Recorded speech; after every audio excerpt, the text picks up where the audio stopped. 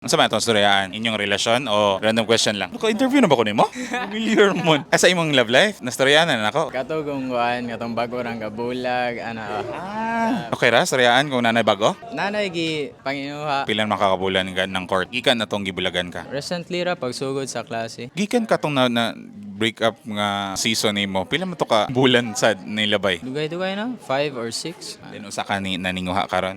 Ngano man pong imong ni paninguhaan? Schoolmate, classmate? Schoolmate. Nganong siya mo'y napilian? Di man sa iyong nabilian, more like, Ako sa mo ni random ra, tot pantot. Ano?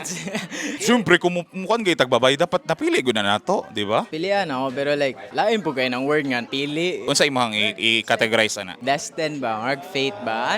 Oh, so much better. Kuan pagod to, first day of school ba? College life, pero may communication before pa sa first day of school. So before kailan na mo? About rapod sa college ba? Nako, gipangutan na about sa ani nga kurso din. I-comment, yung motto. Sukat pud sa first day of school ka nang ninguha? Marag yun na, I guess you could say that nga, sugod ato. Ni atubang ko niya or ni confront ko ni mga 3 weeks gikan sa sugdanan sa school, 3 weeks after. Schoolmate lang no, dili mo ka year level pod. Course mate, different section. Nganong siya mo'y nakuha na nimo? Wala, unexpected ra siya. At first, na-confuse ko kay nganong naganahan ko ani nga bayi. But as time passed by, nagka-clear yun nga. Lagi ko'y feeling sa yung bayhana. Mailhan naman na nimo. Pero ni confess na ka or kabalo na siya? Oh, kabalo na siya. So set up na yung like murag wait lang. Get to know pa.